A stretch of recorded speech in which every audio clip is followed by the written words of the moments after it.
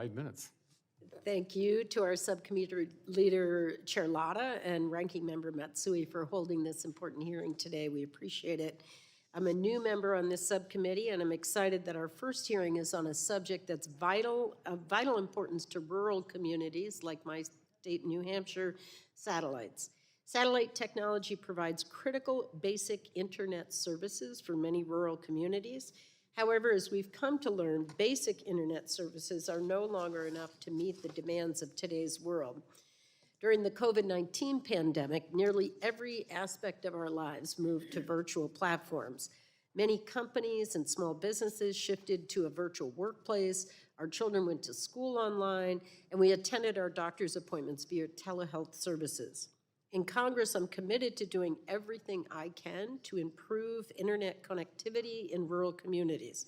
That's why I'm proud to have supported the Infrastructure Investment and Jobs Act, investing $65 billion in broadband infrastructure to connect communities nationwide.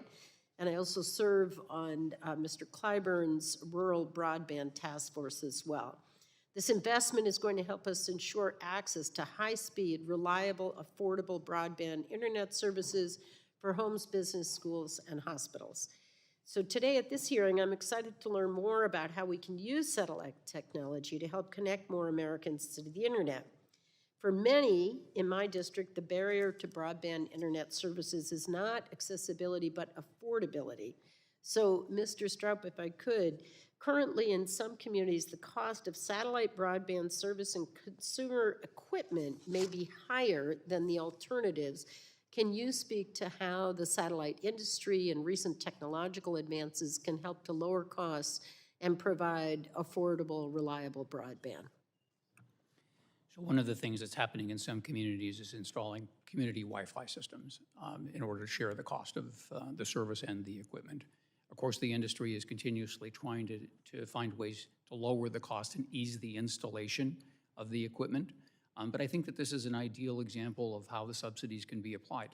And I would encourage every member here to convey that to their states as they're going through establishing the process for determining who is going to qualify for broadband funding, because buying down the cost of the equipment is certainly a legitimate means of bringing down the cost of service, as you noted. Thank you. Thank you.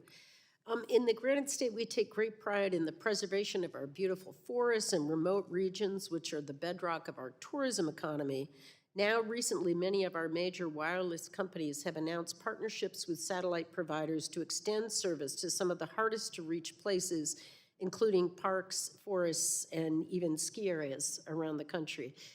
Ms. Decker, could you elaborate on these capabilities and their implications on the future of wireless and satellite connectivity across the country?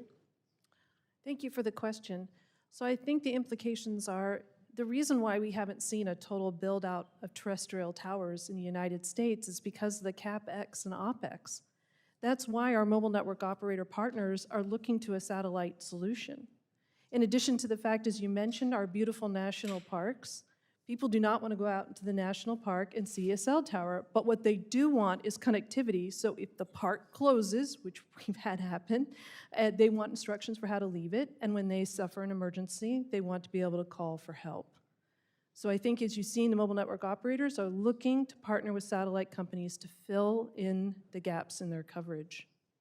And we've had examples, you gave the example of the family out in California. We've had accidents and deaths on Mount Washington as well. And we're only, it's literally 2 hours from Boston, but it's very remote in the White Mountains and very rugged to get the rescue crews in there. And frequently they will find, the cell phone, either the battery's dead or they're frantically trying to reach somebody and there's just not service. So thank you for everything that you're doing for safety and security for people, and thank you to all of you. This has been a fascinating hearing for me, and with 30 seconds left, I will yield back. The chair A appreciates model that. new member of the gentle lady yields back.